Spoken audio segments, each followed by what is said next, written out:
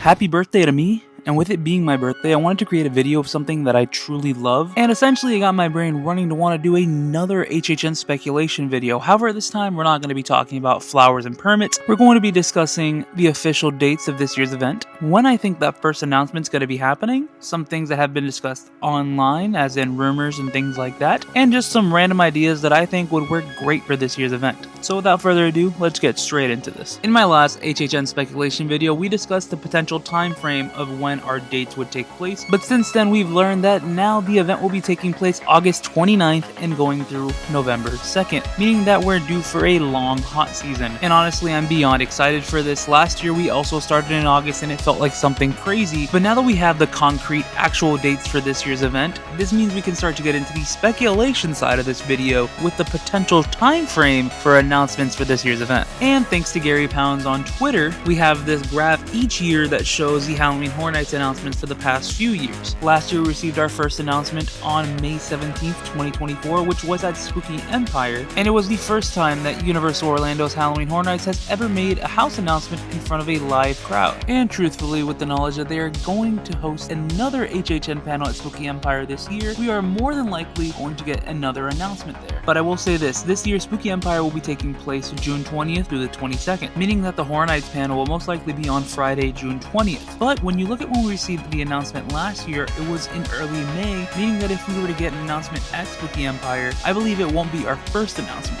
but it would be our first original announcement. Now, as for our first announcement overall, I do believe this is going to happen sometime a little bit closer to April or May, somewhere in that middle window of Mardi Gras ending at the end of March, but before the opening date of Epic Universe in May. And now that we more or less have an idea of when we're going to get that first announcement for this year's event, let's take a quick dive into Hallowed Out Horror's first version of their HHN speculation map for this year's event. Now, on this map we see 10 houses, 2 of them that are unknown at the moment. One of them is a mystery IP and the other one is an unknown original. And I need to say this before we get into everything on this map. This is speculation, meaning that any of this can change in a dime. Yes, some of these things sound amazing. Yes, you might not like some of these. However, some of them might change. It's always a teeter-totter game with speculation season, so we'll see how this goes. We will go in order that it is here on the map, so it goes A to J, obviously with A location being the first location you see and J being the last one that you see. So the first thing we have here is Nautical Nightmares, which based on just the name alone, it feels like a combination of Jaws and Dead Man's Wharf put together, which is just a chef's kiss. That would be fantastic if it happens. The next thing here, B though. This is one of those I really hope it happens kind of things. This is the horrors of WWE. If you know me, I'm a diehard wrestling fan, and I've been a diehard wrestling fan my entire life. I was a kid going to wrestling events. I grew up, I've gone to wrestling events now. I try to go to NXT as much as possible. And truthfully, the line between wrestling and horror is just so close. It's amazing, it's fantastic, it's one of the greatest things ever. The fact that some of my favorite wrestlers growing up were characters like The Undertaker, Bray Wyatt, The Boogeyman, all characters that translate to horror, should tell you how big of an impact WWE has had in my horror take. My love for horror, it branded from WWE as well. Like, I think this can be a fantastic concept if done right, and could possibly be a way to bridge a brand new audience to Halloween Horror Nights as well. And if this leads to me seeing the Wyatt 6 at Horror Nights, I will go completely insane because a friend of mine is in the Wyatt 6, so it's mind-boggling that my friend would essentially have a Horror Nights house. Amazing. Up next on the docket, we have Five Nights at Freddy's. Not sure if this is the video game or the Blumhouse rendition. However, knowing Universal's track record with Blumhouse, this is most likely the Blumhouse rendition. Of course, it would be fantastic to see this, but it's something that I truly don't see come to the event. I would love for it to come to the event, but at the moment, I don't know. Cool that it's on the map. Hopefully it happens, but we'll see. And from one video game property to another, we have Fallout. Now, I'll be 100% transparent here. I've never played the game and I've yet to watch the show, but it has been on the docket for a long time, as my good friend Aiden from Dreamport Productions has suggested the show to me for a very long time. But if you know me, you know that I am always for something new coming to Horror Nights, something original, something that we haven't seen before. Yes, we've had post-apocalyptic, but this one is different. It's fun, it's exciting, it seems like a great idea to bring something brand new, and plus it's a video game property, which you don't get much of those at Horror Nights. We've only had 3 so far in Silent Hill, Resident Evil, and The Last of Us. So I think it's time to start evolving on that more. And if we do get both Fallout and Five Nights at Freddy's, I think it's fantastic for the future of video game properties. It could lead to us getting something like BioShock or games in that same category, Until Dawn. It would be fantastic to see more video game properties coming to the event. But hey, we have to see what happens, and hopefully, just hopefully, we see more and more, little by little. Up next, we have the mystery IP, and truthfully, it can be anything. So I won't take too much time pondering on what it could be, but my body really wants it to be The Weeknd. Whether it's Nightmare Trilogy like they did in Hollywood last year, or a brand new house